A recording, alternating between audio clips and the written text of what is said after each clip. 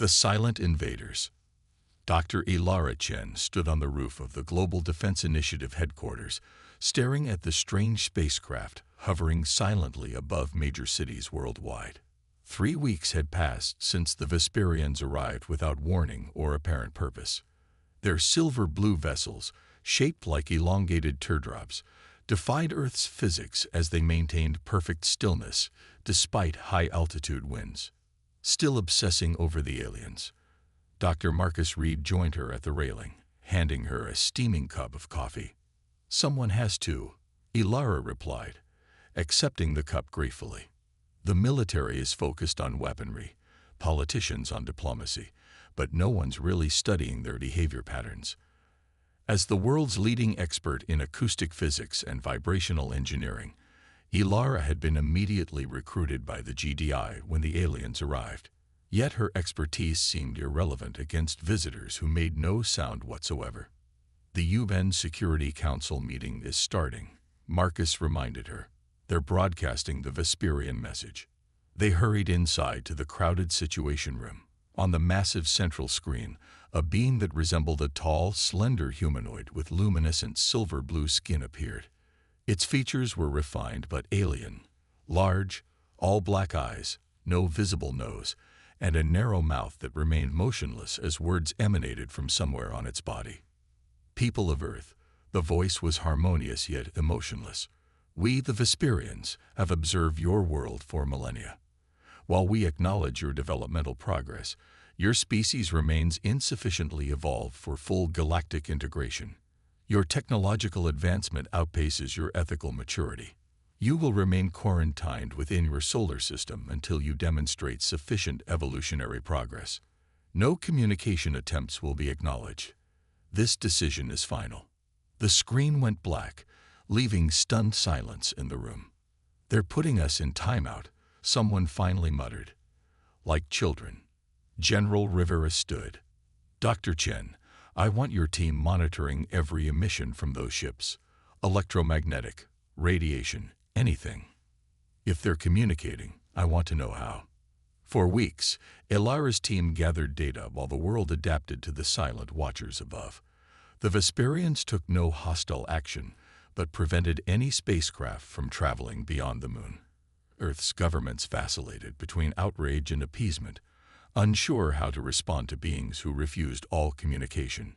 Late one night during a thunderstorm, Ilara noticed something odd in the data. The nearest Vesperian ship had shifted position by several meters during a particularly loud thunderclap. She dismissed it as coincidence until it happened again and again. Each time lightning struck nearby, the ship made tiny adjustments in position. "They're reacting to the thunder," she whispered to herself, scrolling through weeks of data with new purpose. She found more correlations: slight ship movements during rock concerts near monitoring stations, positional changes during military jet flybys, minor course adjustments during seismic events. The next morning, Ilara burst into General Rivera's office unannounced. "They're sensitive to sound," she declared, spreading her data on his desk. "Not just hearing it, physically sensitive to it." "That's impossible," the general replied. "Sound doesn't travel in space." "But it does travel in atmosphere, where their ships are positioned," Ilara countered. "Look at these patterns. They make micro-adjustments during sonic events. I think sound actually disrupts them somehow." The general studied the data skeptically. "Even if you're right, what's the practical application?" "Give me a team and resources to find out," Ilara said. 48 hours later, Ilara stood in a remote desert testing facility, surrounded by the world's most advanced acoustic equipment. Her hastily assembled team of acousticians, engineers, and physicists worked feverishly to construct directional sound cannons capable of producing precise frequency patterns. The Vesperian scout vessel makes its patrol over this area every 36 hours, Marcus said, checking his tablet. "Next pass in 20 minutes. Ilara nodded, adjusting the final settings on her equipment. "If I'm wrong, we'll have wasted millions in emergency funding." "And if you're right?" Marcus asked. "Then humanity just found its first advantage."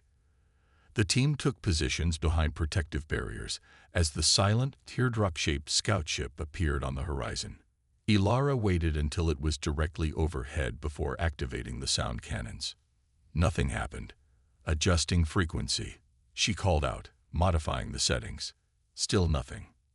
They tried 5 more frequency patterns without effect. The ship continued its silent patrol, apparently unaffected. Last pattern, Ilara announced, frustration evident in her voice. This combination, based on the harmonics observed during the thunderstorms, was her final hope. The cannons emitted a sound that was more felt than heard, a deep oscillating pulse that seemed to compress the air itself. For 3 seconds, nothing happened. Then the Vesperian ship shuddered visibly. Its perfect trajectory faltered as it dipped several meters before overcorrecting upward. The silvery surface rippled like disturbed water. "It's working," Marcus shouted over the noise. Ilara increased the intensity. The ship began to spin slowly, its movements jerky and uncoordinated. A faint high-pitched tone emanated from the vessel, the first sound any Vesperian ship had ever produced on Earth. "Shut it down," General Rivera commanded through their comms. "We've seen enough." As Ilara deactivated the cannons, the ship stabilized, then accelerated away at unprecedented speed. "They're afraid," Ilara whispered, watching it disappear. "We just discovered that the silent invaders have a weakness, and it's noise." Within days, Ilara found herself leading the largest scientific initiative in human history.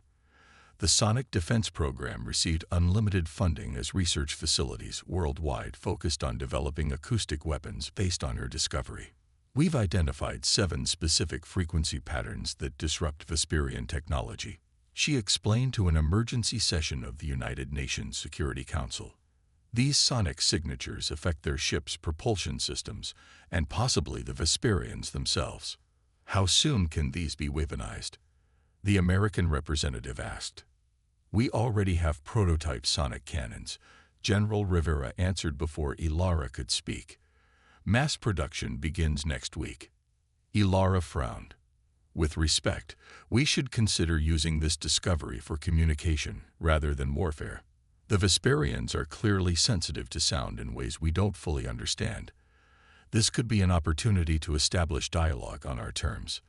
They declared us insufficiently evolved and quarantined our planet," the Chinese representative countered. "Diplomacy seems pointless." "Perhaps," Ilara agreed, "but there's something strange about their sensitivity. Why would beings so affected by sound choose to enter Earth's atmosphere, one of the most sound-rich environments imaginable? It's like someone with severe photophobia walking into a laser-like show." Later that evening, as Ilara reviewed new data in her lab, security alarms blared throughout the facility. She rushed to the window and gasped. A Vesperian ship, much larger than the scout vessel they'd encountered, hovered directly above the research center. "Dr. Chen to the roof immediately," General Rivera's voice ordered through the intercom. "Bring your portable sonic disruptor." Heart pounding, Ilara grabbed her prototype device and raced upstairs.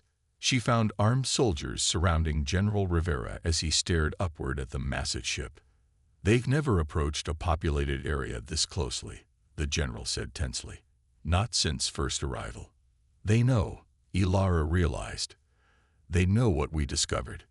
As if in response, a beam of blue light shot from the ship, enveloping Ilara and lifting her off the roof. The soldiers raised their weapons, but General Rivera held up his hand. "Wait, don't fire." The blue light carried Ilara upward into an opening in the ship's underbelly. Her last glimpse of Earth was General Rivera's astonished face growing smaller below her.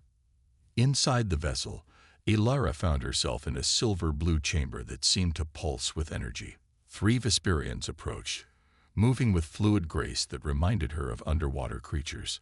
Up close, their skin wasn't merely luminescent. Complex patterns of light flowed beneath its surface, like living circuitry.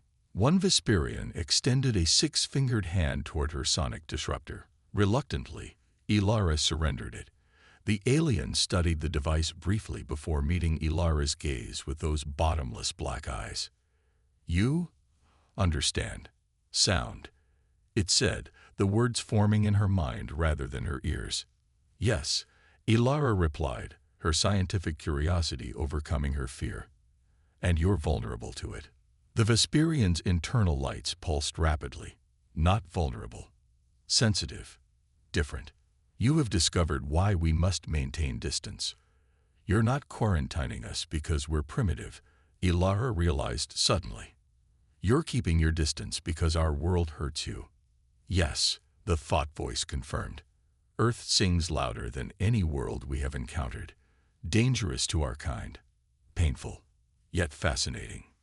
Then why come at all? Ilara asked. The Vesperian's patterns shifted to deeper blues. Because you are unique. The loud ones who thrive in symphony. We have searched the galaxy for others like you. None exist. Before Ilara could respond, the chamber filled with a holographic display of Earth, covered with swirling patterns of color. Your world's sound signature, the Vesperian explained. Beautiful, but harmful to us. We observe from safe distance. Until now. Until you breached our protective fields with targeted harmonics. Ilara's mind raced with implications. We thought you were judging us as inferior. No judgment, only biology. Different evolution, different sensitivities. We communicate through light and electromagnetic resonance. You through sound vibrations and atmospheric disturbance. As understanding dawned, Ilara realized this wasn't an invasion at all. It was first contact gone terribly wrong due to fundamental biological differences. The Vesperians hadn't quarantined Earth out of condescension but self-preservation. I have an idea, she said slowly. A way we might communicate safely. But I need to return to Earth. The Vesperian studied her for a long moment before nodding slightly. You understand now. You may help us understand too. As the blue light transported her back to the rooftop, Ilara's mind overflowed with possibilities. The sonic disruptors wouldn't be weapons after all, but the foundation for something far more important, a bridge between fundamentally different species. General Rivera and his team surrounded her immediately. What happened? What did they want? Ilara looked up at the departing ship, a slow smile spreading across her face. Everything we thought about them was wrong, General. They don't think we're primitive. They think we're remarkable. And they're terrified of us. Terrified. Of humans. Not of our weapons or technology, Ilara explained, watching the ship disappear into the night sky. Of our noise.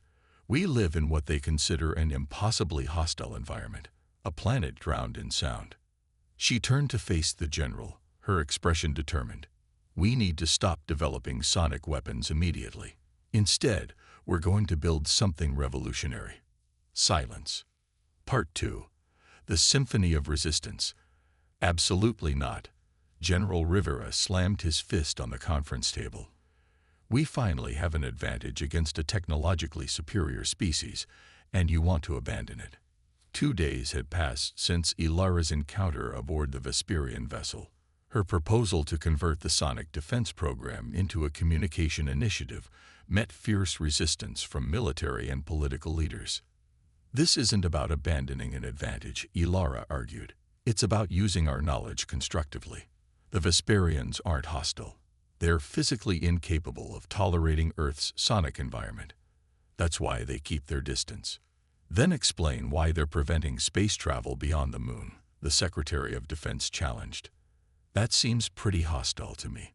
Containment, not aggression, Ilara explained. They're concerned about humans bringing our noisy technology into space. To them, we're like walking natural disasters. The debate raged for hours until a compromise emerged. Ilara could develop her harmonic translation initiative alongside continued defensive preparations. She was given a separate facility and team, while General Rivera maintained control of sonic weapon development. For the next 2 weeks, Ilara's team worked around the clock to create what she called the harmonizer, a device that could both generate and cancel specific sound frequencies. Its dual function would allow humans to communicate with Vesperians by creating quiet zones, while also providing defensive capabilities if needed. The principle is elegant, Ilara explained to Marcus as they calibrated the prototype. We're essentially creating sound-canceled bubbles where Vesperians can exist comfortably on Earth, while simultaneously developing a light-based communication system that mimics their natural electromagnetic language. And if they're not as peaceful as you believe? Marcus asked, voicing the concern many shared. Ilara smiled grimly. Then we reverse the harmonics, and the device becomes the most powerful sonic disruptor we've built. I'm optimistic, not naive. Their first test occurred in a remote mountain valley. The harmonizer, a sleek silver disc 3 meters in diameter, hovered via integrated anti-gravity technology borrowed from studying Vesperian ships. As it activated, a visible dome of distorted air formed beneath it, a perfect hemisphere where sound from outside could not penetrate. Acoustic isolation at 99.7%, Marcus reported, checking the readings. That's well above the threshold we calculated for Vesperian comfort.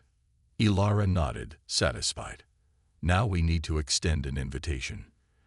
They embedded a specific electromagnetic pulse sequence into the quiet zone, mathematical patterns that no intelligent species could mistake for natural phenomena. Then they waited. 3 days passed with no response. Ilara maintained the quiet zone despite pressure to relocate resources to the military program. On the 4th morning, as dawn broke over the mountains, a small Vesperian scout ship appeared on the horizon. "They're coming," Marcus whispered, as if afraid normal speaking volume might shatter their fragile achievement. The teardrop-shaped vessel approached cautiously, hovering at the edge of the quiet zone's perimeter.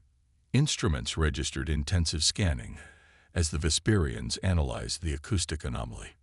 Ilara stepped forward, alone and unarmed, into the center of the quiet zone. She carried only a handheld version of the harmonizer, which projected both the sound-canceling field and the light-based communication patterns. After several tense minutes, the scout ship descended. An opening appeared in its underside, and a single Vesperian emerged, floating down on a platform of rippling energy. Ilara recognized it as the same being she'd encountered on the ship. "Welcome," she said, knowing her voice wouldn't carry in the manipulated acoustic space. Instead, she activated her device, projecting light patterns that translated her greeting. The Vesperian's internal lights pulsed in response, patterns flowing across its silvery skin. The handheld harmonizer translated.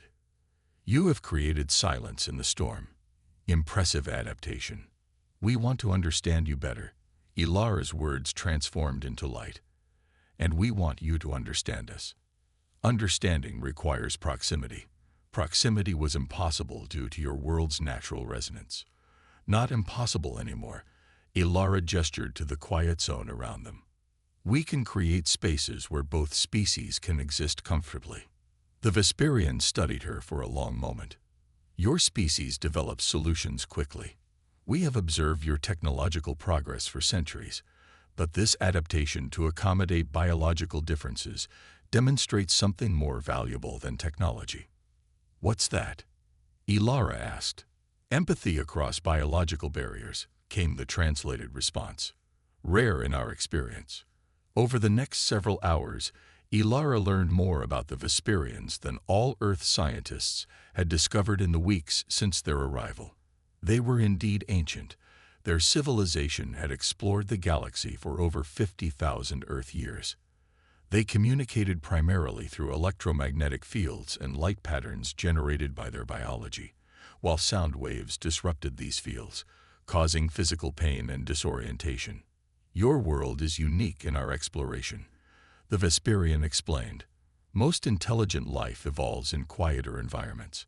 Earth's constant sonic activity, oceans, weather, tectonic movement, and the cacophony of millions of sound-producing species makes it extraordinary.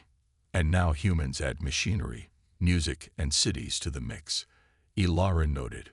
"We must seem incredibly resilient to you." "Resilient? Yes. Also fascinating. You use controlled sound, music, as art and communication. Incomprehensible to us. yet intriguing. When Ilara returned to GDI headquarters that evening, she found herself addressing not just military leaders, but the United Nations Secretary-General and representatives from major world powers. "The Vesperians aren't isolating us because they think we're primitive," she explained. "They physically cannot tolerate prolonged exposure to Earth's sonic environment. Our planet is literally painful to their biology." "Are we expected to believe they quarantined Earth out of self-defense?" a skeptical British representative asked. "Essentially, yes," Ilara answered. "They'd been observing human development for centuries, fascinated by species that thrive in what they consider an extremely hostile environment. When we developed space travel, they became concerned about us bringing our noise into the wider galaxy before understanding its effect on other species. So they put us in a cosmic playpen," someone muttered. "More like they put on noise-canceling headphones," Ilara countered. "But now we've shown we can create environments where both species can interact safely. The Vesperian Council has agreed to establish a permanent embassy within a quiet zone." "And what do we gain from this relationship?" the Chinese representative asked pragmatically. Ilara smiled. "Everything. The Vesperians have offered to share selected technologies, particularly in energy production and medical science. In exchange, they want to study human music, art, and culture, from within appropriate acoustic isolation, of course." "They want our culture." General Rivera looked incredulous. "They find it fascinating that we create art from something that physically harms them," Ilara explained. "It's like humans being intrigued by cultures that prepare poisonous pufferfish as delicacies. The Vesperians consider humans sonic artists with unique perceptual abilities." Over the following months, quiet zones appeared in major cities worldwide. The largest, dubbed Harmony Park, occupied 100 acres outside New York City, where the United Nations established the first interspecies diplomatic headquarters. Vesperian technology, filtered through these cultural exchanges, accelerated human development in targeted areas. Clean energy production improved tenfold. Medical diagnostics reached unprecedented accuracy. In return, humans shared music, literature, and art, carefully translated into forms the Vesperians could appreciate. 1 year after first contact, Ilara stood beside the Vesperian ambassador, now given the human designation Ambassador Lumen, at the opening of the Interstellar Cultural Center. The massive dome contained both quiet zones for Vesperians and normal acoustic areas for humans, with transparent barriers between them allowing visual interaction. "Your people have adapted remarkably." Lumen's translated thoughts appeared on Ilara's handheld harmonizer. "From sonic weapons to cultural exchange in one solar cycle. Adaptation is our specialty," Ilara replied. "Though I suspect convincing your council to allow humans into interstellar space remains challenging." Lumen's internal lights pulsed in what Ilara had come to recognize as amusement. "The galaxy contains many species with different sensitivities. Some find light painful, others cannot tolerate certain chemical compositions. All must learn accommodation. And humans, what's our role in this galactic community?" "Unique," Lumen answered. "You are the loud ones who create beauty from chaos. Many species now wish to experience human art through appropriate filters. We're becoming the galaxy's musicians," Ilara laughed. "And engineers," Lumen added. "Your harmonizer technology has applications beyond human-Vesperian interaction. Many species have communication barriers similar to ours." As they watched humans and Vesperians interact through the transparent barriers, scientists collaborating, artists sharing works, children from both species observing each other with undisguised curiosity, Ilara reflected on how dramatically everything had changed. What began as apparent invasion had transformed into unprecedented cooperation. The very sensitivity that kept Vesperians distant became the foundation for understanding. Earth's primitive noise had evolved into its greatest contribution to galactic society. "I've been authorized to show you something." Lumen's thoughts interrupted her reflection. A holographic display appeared between them. showing a massive structure orbiting the moon. The Harmony Station, Lumen explained, a joint project, the first human Vesperian space platform designed for both species. From there, properly shielded human explorers will join Vesperian crews for interstellar journeys. Ilara studied the magnificent structure with its intricate balance of quiet zones and human habitation. When does construction begin? It already has, Lumen answered. The first human crew departs in 6 months. We hope you would lead it. Ilara's breath caught. Me. The human who turned sound into silence, who transformed barriers into bridges, who better to represent Earth among the stars. As Ilara contemplated the offer, children's laughter echoed from the human section of the dome. The very sound that would have driven Vesperians away a year ago, now safely contained by the technology she had developed. I accept, she said finally, on one condition. Name it. The first human Vesperian mission should include cultural specialists alongside scientists. If we're to be the galaxy's musicians, we should send our best composers. Lumen's lights pulsed rapidly. Music transmitted through silence, carried by those who thrive in noise. A fitting paradox for our new partnership. Outside the dome, Earth continued its noisy existence. Oceans crashed against shores. Thunder rolled across skies. Cities hummed with activity, and humans filled the air with music and voices. But now, within carefully constructed quiet zones, visitors from beyond the stars learned to appreciate the symphony of humanity from a safe distance. The silence that Ilara built had given humanity its voice among the stars.